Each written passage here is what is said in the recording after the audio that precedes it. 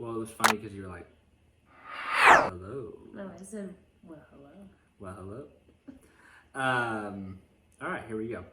Welcome to episode 8. That's right. 8. We're doing it. That's right. That's right. That's right. Episode 8 of After Bedtime with Stevan and Kelsey. we're going to have to work on the timing there a little bit. Some talent. I'm just kidding. I was just kidding. You're very talented. Thank you. I'm glad you're co-hosting this with me. I feel like yours is a lot louder than mine.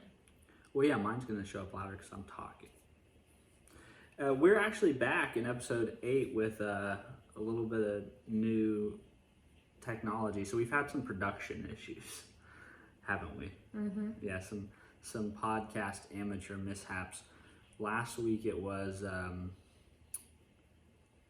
I filmed the whole video version in slow-mo. And one of the mics was messing up. And we had a ton of issues with the microphone feedback. So we switched out one microphone for a different kind of microphone and kept the other microphone that seemed to be functioning normally. So we will see how this turns out. I think it's going to be okay. Yeah, but if we can find a cool color of one of your mics. Are you saying my white one's not cool? No, I'm saying I would like. Oh, okay. Well, I'll look for one. Like if you could find a purple. But anyways, we got a different microphone here. I made sure that the video is recording in normal 24 frames per second and not 120 frames per second because that was like a 20 gigabyte file and it was a pain in the butt to work with. But we got that episode taken care of. So we're back. Yeah, we're back. Mm-hmm. What do you want to talk about? We were just talking before we went live that I didn't prepare very well, so I don't really know what to talk about. But I know, but I wish you would like give me more time. I know I should do a better job of like prompting, No, I have an idea. More of like if you don't really have an idea, be like, hey, Kelsey, can you start thinking of some ideas instead of like right before? Yeah, the problem is I think that I will have time to sit down and think about topics, and then the days just get away from me. But I've got an idea for this one. Okay. All right, so I guess to just start things off on a very serious note. You have your serious face on? So we went to your dad's this weekend. It was fun, very spontaneous. Yeah, it was really spontaneous. Normally like that. Yeah, we always plan every trip that we take, it seems like. And this trip to Kansas City, we woke up on Saturday, the first of a 3-day weekend since I had President's Day off. And when we asked Cal what he wanted to do, he was like, go see Papa Call, which is your dad. Yeah. I know that. Yeah, and I'm building context for anyone who may be, like the one person who's listening, okay? Okay. Just makes me feel better about it. Is you were like, well, sure, let's do it. Yeah. And you were like, yeah, let's do it. So we went to your dad's, good trip and everything. But what I want to talk about that's relevant to that trip is really the epically horrible drive back. It wasn't epically horrible. I'll rank it as like one of the top 5 worst car rides. It gets like that because you can't tolerate Kyler's high-pitched cry. Yeah, so the reason I'm bringing But I'm like the queen of ignoring, and so... Yeah, it's hard for me. We were almost home. It's hard for me. So just to kind of round out the story here, we were coming back from Kansas City. It's like 2.5 hour drive. Things are going well. It's a great day off. Yeah. And we're making progress. Kyler's napping. Cal's watching. Really, we probably shouldn't have stopped in Fort Scott to try to get Cal some fries because that's when it started to deteriorate. Yeah, we'll just blame it on Cal. No, that's not No, what I'm saying. I know you're I not was saying blaming that. on my decision But of stopping. everything was good. It was solid. And then Cal saw McDonald's and decided he wanted fries at 10:15, which McDonald's serves breakfast until 10:30. And they made that very clear to me. So we stopped, and they were not willing to budge on their breakfast versus lunch policy. So we didn't get fries, but because the car stopped moving, Kyler woke up, and then that's when everything went downhill. Yeah. And it went downhill purely for me personally. Like, it didn't go downhill for everyone, just for me. Like Kyler, it was downhill for Kyler because he was upset. He was tired. He was hungry. He was uncomfortable. Yeah. So he's tired. He's hungry. He's uncomfortable. He's intermittently, like, not like intermittently whining, but like intermittently like fit throwing, crying. And we're like so close to home. We're just trying to fight through it. But also where we're driving doesn't, like, after Fort Scott, there's no really where to stop. Yeah. To do anything. Yeah, no doubt. But we were focused. We're gonna finish this drive. But I was like super losing my patience. Like, I lost my patience. I'll just admit it. I lost my patience. But the reason why I bring this up is because this is not the first time that I've lost my patience like that or that gotten frustrated. And it really isn't frustration at like Kyler or anyone in particular. It's just frustration with the situation. I'm annoyed. It probably didn't help that nobody in that car had eaten more than like 500 calories all day, and it was noon by the time we got home. So that probably didn't help the overall situation. But the reason why I bring this up is because I have to lend you a lot of credit because you did not react to my reactivity. So like the situation could have devolved way more and gotten way worse if you had gotten super pissed about the fact that I was irritated and angry and frustrated. Oh, I was irritated. And I'm sure you were, but like you didn't react poorly or badly, or you didn't let it show. Like, you held your water and you were like Tom Brady fourth quarter, 2 minutes to go, just like ice in your veins. Like, one parent I was trying to problem solve. I was trying to figure out what we needed to do in the situation to calm Kyler down enough to where you weren't going to lose your shit. But I also know that we were literally 30 minutes from our house, and it was kind of one of, like, in that stretch, there's nothing. There's literally nothing. And if I were to drive somewhere to like help the situation, it was going to make us further from home, and I just didn't feel like that was productive. No, I know that's what you were thinking. Like, I was also empathizing with that. I know how you are on road trips. You're this close. You want to finish it. Like, but in that situation, I wasn't. If there would have been like but I was trying a gas station or something. I was trying to also like empathize a little bit with you because I figured in your head a little bit. You're like, we're so close. We just have to get through this.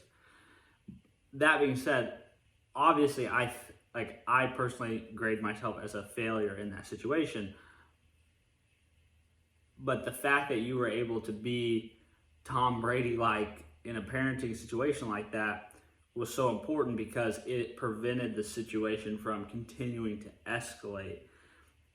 And I think so many times when I look back at my own childhood and viewing my own parents, or even viewing our previous interactions in times gone by, that situation could have very easily escalated and become worse. It could have become an argument between us, a fight between us. Mm-hmm. Not to mention that being compounded with the fact that the kids were there and in the car. And I think sometimes as individuals, we would feel justified when someone is getting angry and maybe, in our opinion, disproportionately irritated or annoyed, they're not behaving appropriately. And I wouldn't argue that I was behaving appropriately, but we feel justified to react to that person and the way they're acting. Take it personally, like that you are getting mad in the situation because I couldn't figure out what I needed to do to help the children. Which now I also realize I slightly failed. I probably should have pulled over and figured out why he was so uncomfortable and not being able to sleep. But that's not just on you either. I could have been instead of saying, Kyler, stop crying, I could have been like, hey, let's pull over and figure out what's going on. Yeah. But I think that just goes back to the fact that you go into that fight or flight mode, and your brain just you get tunnel vision, and you stop thinking logically and clearly. You're just like, I have to survive. I have to get to the end of this thing. I have to just get through this. But sometimes as parents, where I feel like the key as parents or in a marriage is like, you have to put aside that kind of selfish justification for getting angry in response. And like, you have to kind of, like you did, you kind of have to shove that to the side and and be stoic about it and understand you have to have some empathy. And I feel like that's what you were having for me a little bit, was like, should someone have empathy for me in that situation? We can debate that. But you had empathy, and we're like, okay, he's irritated, he's frustrated, he's annoyed. He's not angry with me though, but he's just angry with the situation. And he's because I know you. Yeah, like, I know. Yeah, but you're willing to also like try to feel what I'm feeling and put yourself in my shoes, because it would have been very easy, and it would have been much easier to default the other way and been like, hey, stop acting like that. That's not okay. Blah blah blah blah blah, and just start going down that rabbit hole of creating more conflict and more confrontation and more just more reactivity in the situation. Well, I just know that once you've reached that level of frustration, there's really nothing that can be done in the situation other than you needing a moment to de-escalate yourself. Because I do personally think that you might have some slight sensory overload. Yeah, and I think because I grew up with a lot of siblings, it's loud all the time. I was like right in the middle of, as a kid, I was also a very outgoing person, so I'm used to loud chaos all the time and managing myself around that. I just, not saying that you can't manage yourself in those situations, I just think certain things, certain sounds escalate you a lot quicker. And I think though that's why I wanted to talk about it or bring it up, is because I feel like it illustrates something that I find very valuable in our relationship, and I think is a really big reason why 10 years in, going on our 11th year in, we're still so much in sync. And I think it's because there's a lot of give and take, and there's a lot of room for grace, because there's times where in that exact situation, I would have been 10 times more patient, 10 times more understanding, and I wouldn't have reacted that way. And I have. Because you normally in a situation don't react. You're right. But like, that's why, like, no one's going to be 10 out of 10. Yeah. There's always going to be those moments where you just, for whatever reason, you don't go 3 for 3. You don't get in the end zone.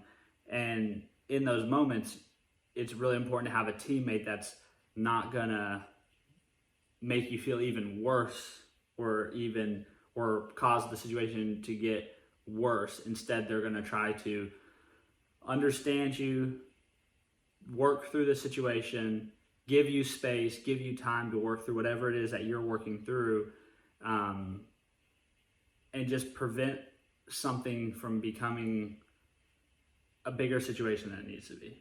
And not make it about, you're not making it about us or yourself. You're just like, hey, it is what it is. We're gonna get through it. We're gonna deal with it. And that's what happened, was we were able to get home. We were able to get some space from each other, not just me and you, but all 4 of us, get some space, get the kids situated, taken care of. I was able to like leave the house for a little bit, go pick up food, come back, and in that space was enough, like you said, to de-escalate, to calm down.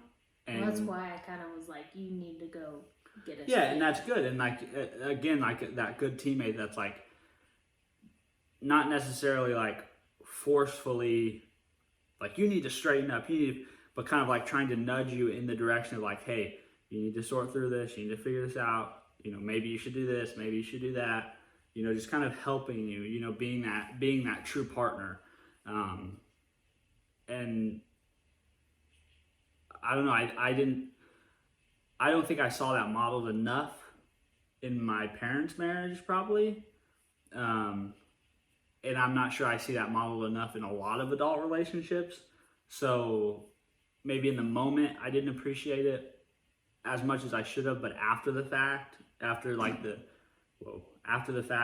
was all like, I know, I almost spilled my coffee. After the fact, like reflecting back on it, I really appreciated that. And I think sharing that story, just not to be like a humble brag or to flex on anybody, but I think it's important to call that out. Like, your partner's gonna screw up, your partner's gonna have their bad days, and that's not your opportunity as the other partner to like punish them even worse and put them down even more, or cause a bigger problem. Well, I think the reason why I'm good sometimes in those situations is because I know how I feel after I've reacted poorly, because majority of the time I'm the person that escalates more than what I need to, and then how I feel myself after I've started to calm myself down, because you are your biggest critic. Yeah, like no one, like exactly, like in that moment, it doesn't matter what anybody says. You're destroying yourself in your mind, because you're like, why did I act so poorly? Exactly. What, like, because I think for me personally, it's two things. One is, as the situation is evolving, you're becoming more and more self-aware at how disproportionate your response is to the reality, and then you get caught into like that stubborn cycle of, but like, I'm already here. Mm-hmm. That like sunken cost fallacy, where it's like, this, I've already put this energy, I'm already angry, I should just stay this way. It's hard to like get out of that loop. It's a little bit of pride. It is pride, like, yeah. I've already gotten to this point, and it's gonna make me look bad if I retract, but really it's not. It makes, pardon my language, but it makes you look like a dick. Yeah. You just keep going. Yeah, exactly. Like that's to me the tact, and that's the turning point into where a good relationship, a bad relationship, or a bad situation becoming a worse situation is if you have a partner that just looks at you and is like, hey, stop being a dick about it. Like that, to that person in their current state, you're just going to get more of a negative reaction.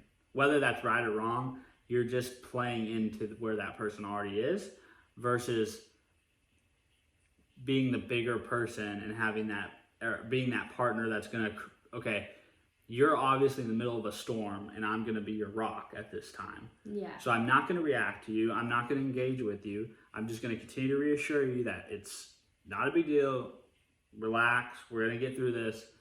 And then give you space to work through the emotions. But be careful with those words, because sometimes when somebody has reacted of that level, you telling them everything's fine. Well, no, yeah, and maybe that's not the right choice of words, but basically just your presence. Yeah, like you are maintaining that Tom Brady presence. Like, it is fourth quarter, we are down by 2 scores, but 2 minutes to go.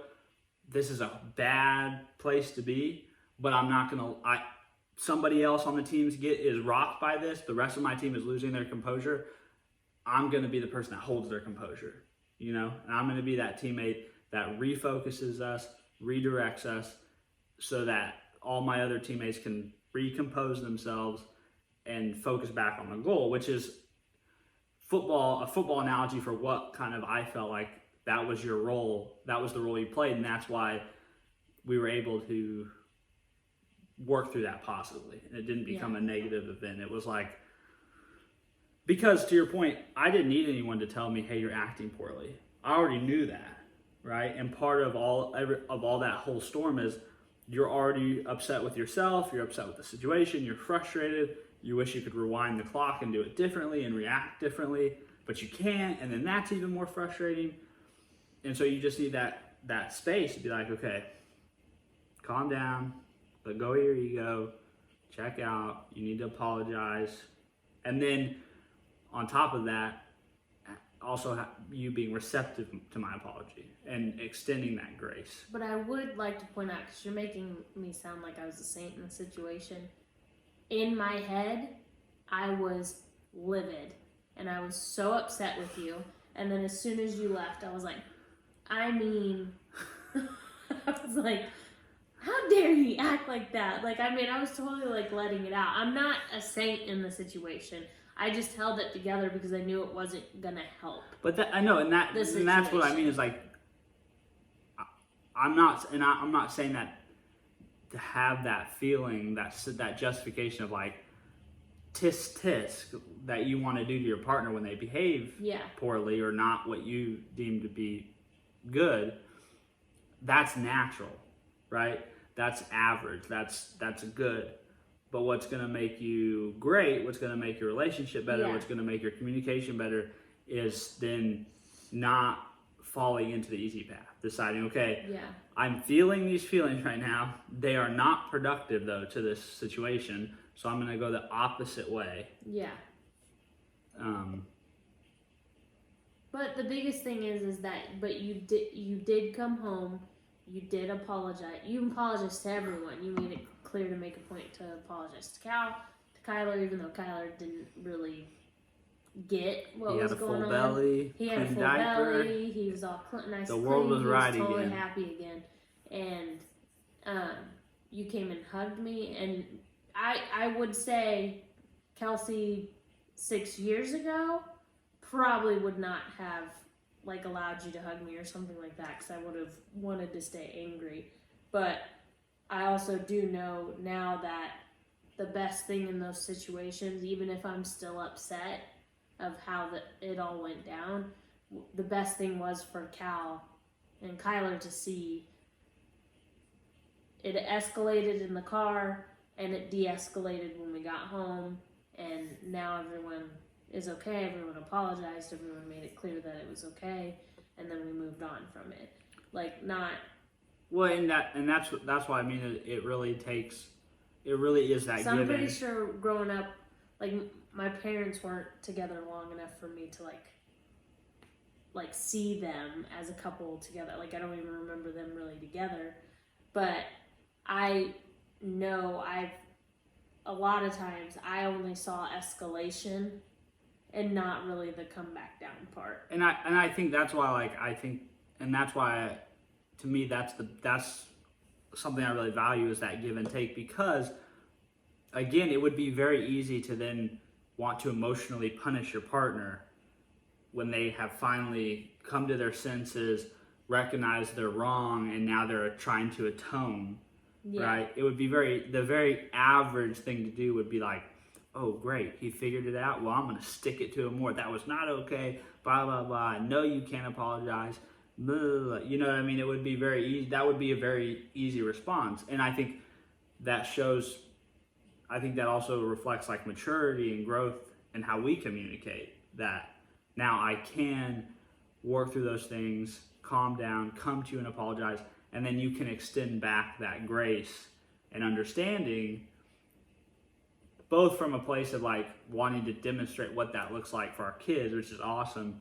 But I also feel like for me, if I'm in that situation towards you, it also comes from like a realization that this is gonna have to be reciprocated at some point. Like we're all gonna fall, we're all gonna mess up, and so if I can't extend grace to others, how is anyone ever gonna do that back to me? Yeah. You know. So, but it's kind of I can handle your like one slip up out of my 50. No, I don't think that's it. But that was that was 25 minutes of I don't know. I don't feel like it was that long. Let us know if that was a valuable story. But I thought it was something I felt like maybe other people have experienced those similar situations. Maybe they went good like ours did. Maybe they went negative like it could have very well played out. And not only did it derail your day, but then it derailed your relationship for a good couple hours, you know, and which we have had those fights. We've learned now of being together for so long and just wanting to make us a priority and make sure that we are learning to communicate better and learning to swallow our pride a little bit in certain situations. Definitely, that's how you. I feel like that's the way you improve, and to have those moments allow, that's, I guess, to look at the glass half full. Those situations, those moments do give you the opportunity to, after the fact, reflect and see how much we have improved, because we could have seen 5 or 6, 7 years ago how that would have went, and now we see how it goes, and so that shows us that the effort and the time that we're putting into those things is actually benefiting us. Do you want to talk about something a little less intense? Well, I don't feel like that was that intense. Well, maybe it was intense, but less serious. So,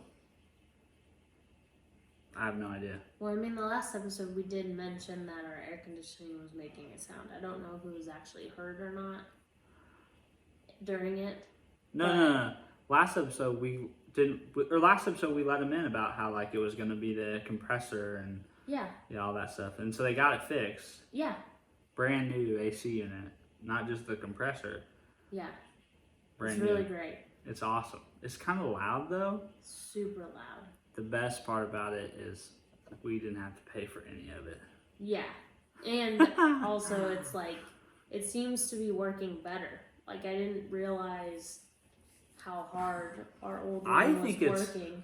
I think the reason why it's louder and it feels like it's working better is I think it may be bigger or like has a greater capacity or something, because or it's just like, have you seen the size of it? No.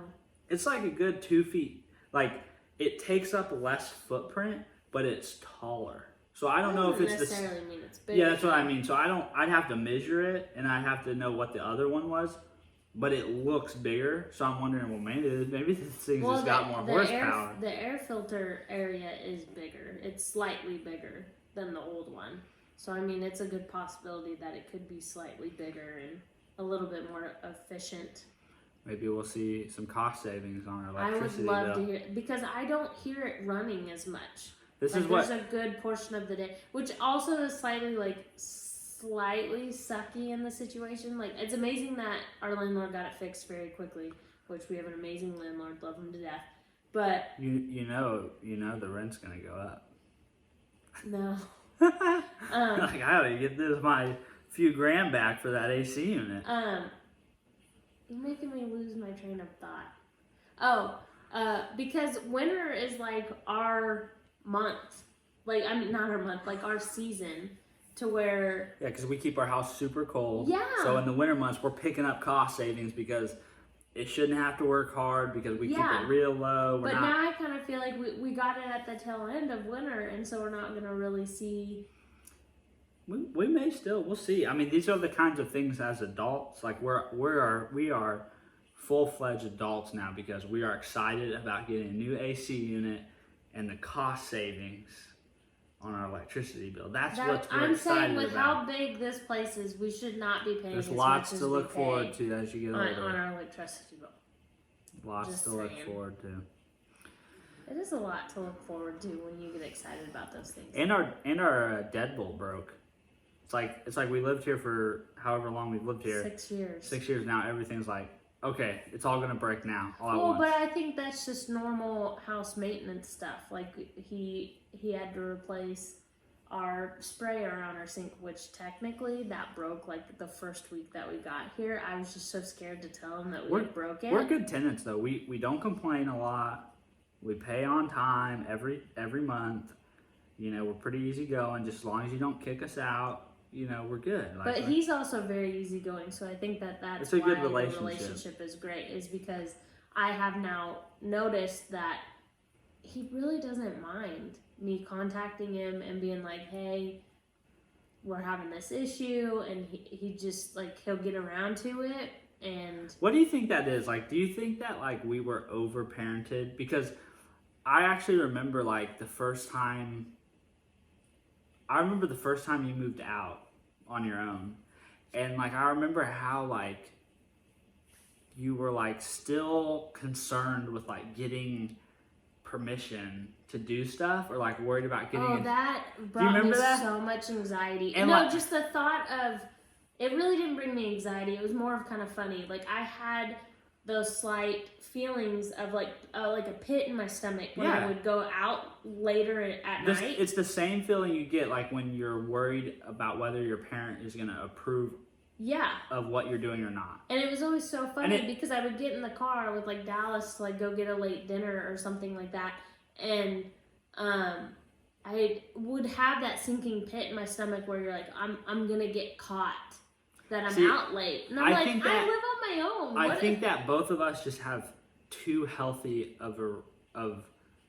we have too much respect for authority. Because, like, for example, like in the case of our landlord, the reason why we don't want to bug him is because we don't want to upset him. Yeah. And we don't want him to. Well, I think we probably would view him as more of a parent role. No, he's because he has authority. He's like an authority figure in the sense, like, he's letting you live there for a certain, like, obviously, like, there is an exchange. No, but I want to be respectful because this is technically his property. And we're paying him, and I don't want to put a bad taste in his mouth because here's the situation. We already slightly put a bad taste in his mouth because we brought dogs into the situation. He told us not to get another dog, and we secretly slipped another dog in there. We're going to have to edit this out. What if he listens to this? He knows. We're willingly acknowledging. He knows because he made a comment. He made the comment. Like, it was both like, it was just understood that we just don't talk about the situation. And then randomly, he was over repairing something, and I always like hid them. And then one time they were like gone. Wiener, get in the closet. Yeah, they were gone to getting groomed, and he was like, "Where's your dogs?" And I was like, "They're getting groomed." I bet, like in that moment, you're like. I literally panicked because I was like, oh my gosh. Because it was one of those situations where, like, you know how your mom brings, like, a mom, because my mom did it too, would bring up a subject trying to get you to admit it. Yeah. But they already know. They know that it's a foregone. So they're literally just waiting for you to lie or to just tell the truth. Yeah. And that's how the situation felt. And I was like, he said dogs. Here's the thing, though. So I might as well just say the truth. But here's the thing, like, the reason I bring that up is because we're talking about the landlord situation and shit breaking and not wanting to tell him or bother him about it. But, like, I just wonder if anybody else, like, the 5 people that are listening, it's gone from 1 to 5 now. If anyone else like had that sense, like, I don't have that sense so much now anymore. No, because I think we've become comfortable in our relationship with him. Yeah, but even like just in general, like in life, because I remember like the first time we got a place together and I moved out for the first time, I had that feeling of like, oh, is it okay to just leave the house at 10 o'clock on a Friday to go get whatever random thing from the store? Yeah, it takes a because you're like, okay, is anybody gonna say anything to me, or like, do I need to ask? No, you have to remind yourself. You're like, oh shit, I'm an adult. Yeah, and you're like, oh, I don't have to ask. Yeah, exactly. Like, go. or like just weird stuff like that. You for some reason and maybe we were maybe our parents were. Yeah, I don't. But I don't think my mom would have said teenage Kelsey respected authority. I'm just pointing that out. Yeah, I've developed. Mom, you can chime in if you want. Leave a comment. I'm sure Mom's one of the 5. So pretty much, so far we've established Steven doesn't have patience. In this episode, we've established that I don't really have much patience with our children. Certain things. You were the same exact way when Cal was that little. It's just that in between, because you're okay when they're a baby crying, because you're like, that's the only way they can communicate. But when they start like transitioning into like toddler, that's when you're like, all of a sudden you have no patience whenever they cry and whine. And I view it like, Kyler really can't communicate just yet. No, he can't. It's very gibberish. Half the time you don't understand what he's saying. We're just going, the whole entire time. So I still view it as crying is still a form of communication for him. Now, I do get impatient sometimes with Cal when he does his little fake meh cry. But I mean, like, this episode is just not painting us in a very good light. We don't honor our lease agreement. No, yeah, we do. Oh, with the $2. I mean, that wasn't in the lease agreement. That was just a verbal thing. But I mean, he does like us. It's just, and it's one of those things that we yell, or at least I do. I yell and get upset about dumb stuff. Oh, and people that it's relatable. It's relatable. It's real. It's authentic. Yeah. At least we're not over here like, oh, we're perfect family. We don't ever argue. Welcome to our lives of perfect. Yeah. Like, we don't. You know, one thing I don't think I've asked you about this on the record. So one of our when you do that kind of stuff, putting you on the spot. What would you think about a third kid? Oh my gosh. A third baby. Because earlier, before we started recording, we were talking about our friends Dane and Karen. They're going to have their second kid. Well, no, it would be their third. Well, between Dane and Karen, like it will be Karen's second time giving birth, but it is their third child. Whatever semantics you want to use. Anyways, they're preparing for the birth of another child. They're preparing for the birth of another child. Could you imagine if we were doing that? Well, I think that would be slightly viewed as different because Avery, she's okay. like Your response to this is way more measured than what it has been. What do you mean? No, I'm not saying. I was saying if you were putting us in the light of Dane and Karen. No. I'm not saying our life is their life. I'm saying in our current life right now, if you were like, I'm gonna have the third baby in 3 months. No. Yeah. Like I mean. Here's the thing. No, don't you. I was getting ready to say that. Let me get out the charts and the graphs. Here's the thing. I think in the situation, if God were to bless us with another child, we would take it in stride. Because that's what we do. But so all the parents out there know that when someone says, if God chose to bless us, it just means if we were to make another mistake. No, I don't like that word. It's okay. My brother was a mistake. No. Lane, you were a mistake, but it's okay. We're glad it happened. I mean, technically, if you're viewing it as that, Tyler was a mistake as well. The younger ones always are. Well, really, Tyler and Chloe. The third. And fourth. The third and fourth. On my mom's. Well, I interrupted you from finishing your thought. I was just saying that right now in this stage of life, I think we're good. But that's not saying that in like 2-3 years that we would have a different in 2 or 3 years, story. I'm going to be so over ever doing the toddler thing again. Maybe that's my plan. I'm like waiting. Or you're gonna, or maybe to be the one that's like, nah. Or maybe it'll be the exact opposite. The toddler phase will be so far in our past that now I won't remember how painful it was. No, you bellyache over every time. Oh, I don't have a baby anymore. I don't get this anymore. So I guarantee you. Well, I selfishly asked this question because I want to give my philosophy on this whole third kid thing. The idea of it's like a lot of things. I don't think men struggle with this as much as girls do, but I think I struggle with it in this aspect. The idea of another baby sounds awesome. Like, yes. The idea of it. A baby. I'm gonna the excitement, the joy, the idea going to the hospital. A baby. Yeah, and having and holding the baby and cuddling with it and the having that energy in our house again. A third toddler. Yeah, see, and that's does where not sound as so fun. Then when you translate it from the idea to like, okay, Steven, how would that practically look or function in your life? Then I'm like, oh well, yeah, and I have Cal and I have Kyler, and what are they going to be like towards this third kid? And they already take up so much time and attention from us.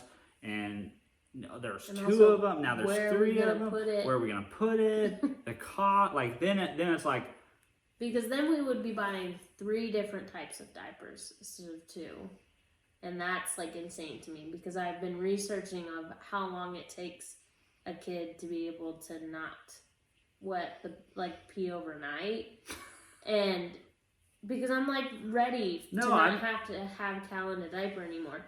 But I looked it up and it's like, it kind of scared me because it's like they're flat out saying, well, when I was working at Midland, one of the guys there, the CFO there, his boys are a little bit older than Cal and Kyler. They're like 5 and 6 or something like that. Maybe they're 4 and 6. And I was asking him about that, and he was like, his youngest was still like they're still working through it, and he was like, you go several nights or weeks where they are waking up with a dry diaper, and then you kind of know, and you just kind of phase it out. But like I know, but how can you fully tell? Because now the diapers that Cal's wearing don't have that strip. Well, I think we have to beat him awake to know. Be like the only way to know for sure before he just goes ahead and does it out of convenience, you have to beat him awake to check it. But that was he told me. But what that opened my eyes to was in terms of potty training, it's kind of funny because it's like. Well, it's the same way saving. It's the same way saving money works, right? Like you get to a point where you're in crisis mode, and diaper training is not crisis mode, but there's this really hot and heavy phase where you're really putting a lot of effort and a lot of time into this, and you're really focused. In terms of money, that would be you're putting your budget together, you're paying off your debts, you're automating your bills, you're getting everything set. And with your kid in diaper training. Potty training. The potty training, you're doing all that coaching and constantly taking them to the potty every 30 minutes and all that. But you can't really do that overnight. Well, not overnight, but it's a very intense, focused period of time, and then they kind of get it, and now you're in it, and you're for your finances, your bill, your auto pay's all set. Now it's just about letting the money accumulate. It's just time. And that's kind of I feel with the same thing with diaper training, at least from what that other guy told me was you get to a certain point and they are trained, but to get to that next level, to get to that point where you're confident and they're ready to then take that last step, kind of if you're saving money and you're trying to be financially independent and you want to retire, it takes a long time once you get everything set, you just kind of have to wait until you're ready to take that last step, which is okay, I have enough money saved where I can just walk away from my job. Well, yeah, there's nothing else to do. If you're saying that we have to beat them awake, that sounds like then you are going to need to start making an effort to check. I've been trying to beat him awake for 4 years. It's I'm not saying impossible. Beat him awake. I'm saying when he comes out here, check it. Oh yeah, no, I think that's fair, but I think it's just gonna take it's time. You know what I mean? It's just... but I also think that we need to make a priority of telling him that when he's up, he needs to take it off. Well, we got sidetracked off my selfish question about the baby. Sidetracked off of it. Obviously, we said that not at this point in time. Yeah, but there was a second part. Oh.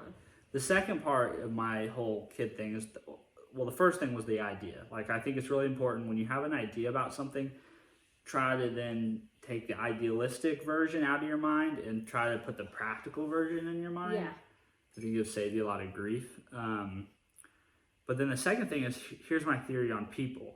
If you're a parent and you consciously decide to have 3 children, I think there's a psychological assessment that probably should happen. No. Because 3 children going from man to man to zone, that's just who would do that to themselves? I disagree. I think that some people are crazy. Naturally, especially if you have a situation like we do where you have a stay-at-home parent, and I think some people are just better at that than other people. Fair enough. But I also think, like, I follow a chick on Instagram, and she has 6. But she was also told at like 18 or like younger, because she had cancer, that she would never have children. So I think when you get to the point of realizing yourself that you're not going to have any children, and then all of a sudden it's possible, it's kind of like you want to have as many, you know, like you want to have as many as something you can, that you thought would never be a part of your life. It's the greatest thing ever. You view, like, also women that struggle, like I see that I see sometimes that those women are the ones that want more because they felt like they could never have it, and then they could, and they want them all, and that's amazing. But if you have 3, we need to do a psychological assessment. If you decide to have 4, you're insane. We gotta lock you up. 5, if you have 5. My dad has 5. But that. My mom has 4. My dad has 5. Well, we need to lock them up. No, and then if you're the person that consciously decides for 5, plans for 5, we're just gonna ship you off to Mars because you're not human. They planned for 5. No, they didn't. Yes, they did. Lily and Nick were planned. Well, they were, but like obviously, you don't go into your first marriage thinking you're gonna have 3 split, and then I'm gonna get married again and have another 2. Like that wasn't. Like that was just like the way life unfolded, you know. But like if you get married, yeah, but then that could be argued that that's how everyone's life unfolds. Like, yes, and there's so, some semantics because to everyone my philosophy. no, what you're saying is invalid because it's like Here's the thing, everyone Kelsey. Everyone has a plan, and that's why that's like Mike Tyson. Mike Tyson, everyone has a plan until they get punched in the face. I was going more of along with God laughs. Oh, like, yeah. Whenever you have a plan, God laughs. Yeah, life what happens when, No, people try to plan and then God laughs. Oh, okay. Yeah, I've heard that one. Because he really has the plan for you. So I was going to say life is what happens when you're busy making plans. That's not applicable? I don't really think so. But also, there's people that I grew up with that said that they would never have children, and then they have 2, and so that's just, I think what you're saying isn't valid. Fair. I think as you grow, your life changes, and then you realize. I'm going to patent it. Steven's philosophy on number of children had. Because I'm saying, like, in a couple years, whenever we're like, not a couple, probably like when they are teens, when we're like, feel like we're less needed, you wouldn't think about like fostering or adopting to spread our love? Right now, I don't have any interest in either of those activities. Like, I'm not saying I have interest right now. I'm just saying that I'm never close to the idea.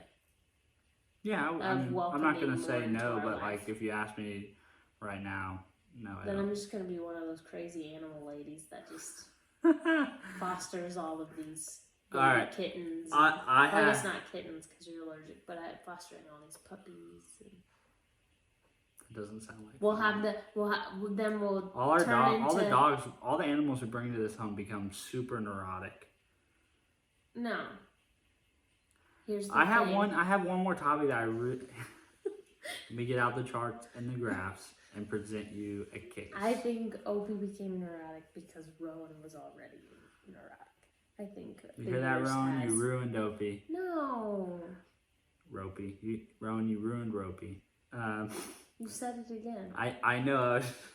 We don't have a whole lot of time for another topic. No. Okay, so we got 10 minutes before, like, that's kind of our 60-minute thing. People actually listen to a full hour of us? I don't think so. I don't think. Hey, stop hitting your mic. Okay, this is totally off topic, not relevant to anything we talked about. Then why are you bringing it up? Because you said I follow this girl on Instagram, and it just like for some reason when you said that, this topic came to mind, and it's something. Why do you always snap when you're like really talking? Yeah, I'm like yes, I like that.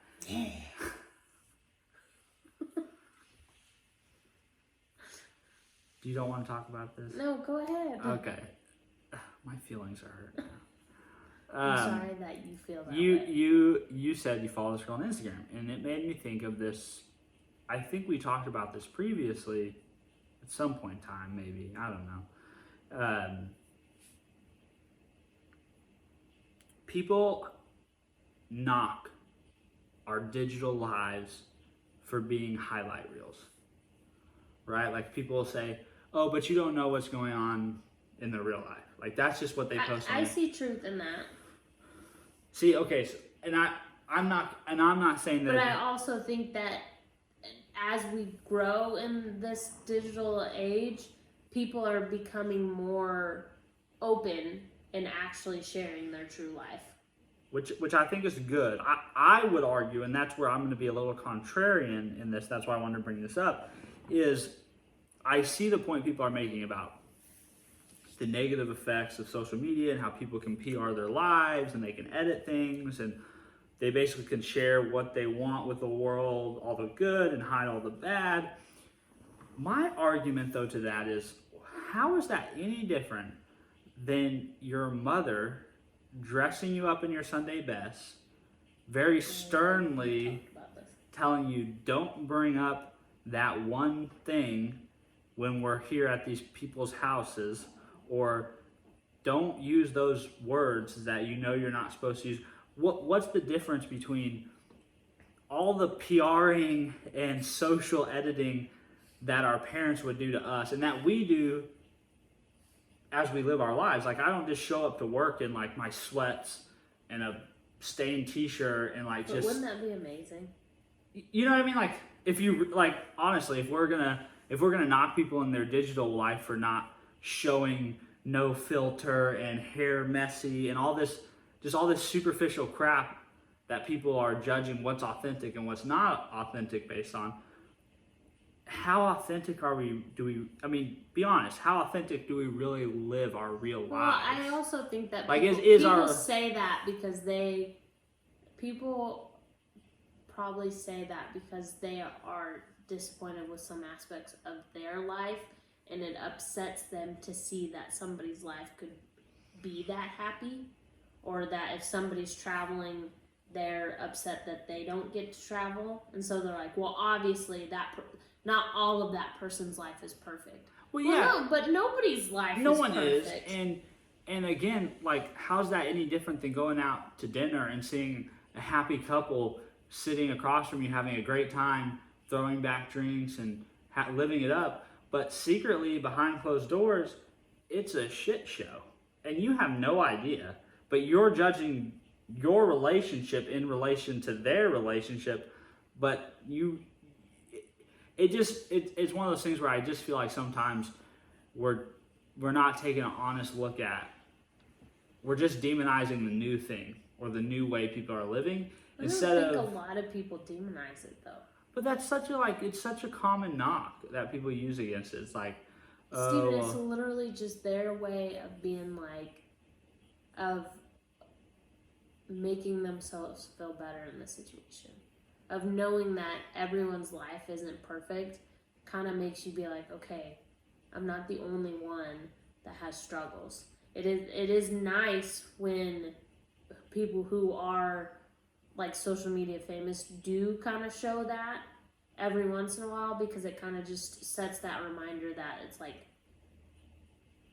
my life's okay, and, you know? And that was my second contrarian point of this topic was, I would argue that there are many people who are being more authentic through their digital presence, through their digital life, than their real life. Yeah. Because there's been so much pressure to not just show only positivity and good stuff. But that's what I said. Now I think it's transitioning to where people who are in those higher platforms are realizing that it's helpful to show people, and if they are okay with opening the door for people to look in on their lives, is it really does genuinely help people sometimes when they see, I'm not the only one that struggles with this. And But you wouldn't get that in your real life. Like, people don't do that. Like, it's much harder. Not unless you brought the topic up. If you were like venting to somebody or something like that, I think a lot of people will then be like, oh no, you're not alone, and like I struggle with that too, but people don't openly. But also this transition of digital of people being more open might then start to spill over where people are just that's where I was going with it is, I think at some level you have to remove the digital and the real life and just like look at it as human beings being human beings. Like, that's just how human beings are, and it's not good to be that way. It's not good. It's not good to portray yourself. It's not good to PR yourself and portray yourself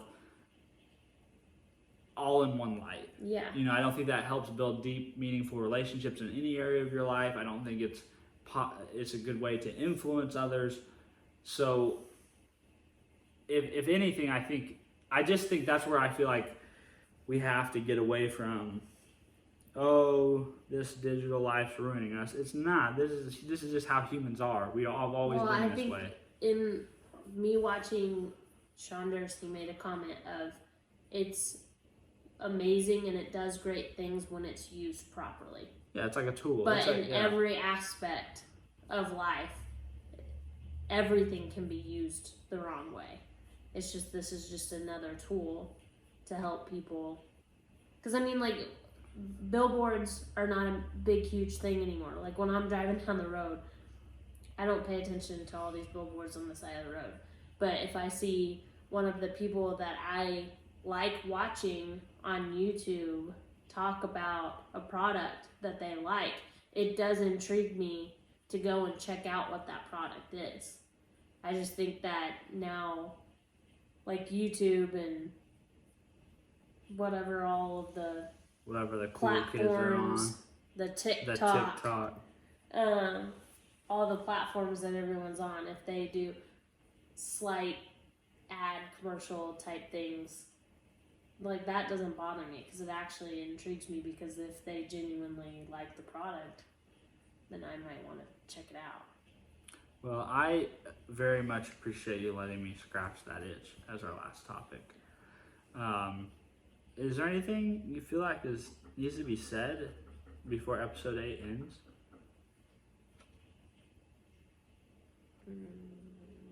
Nope. Awesome.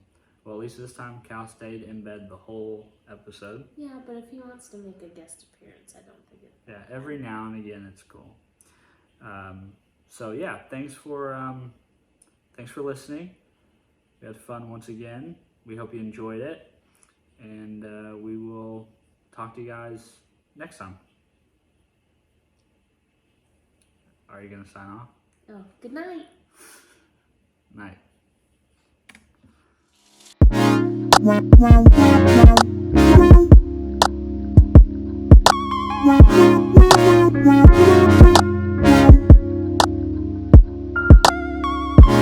Wow.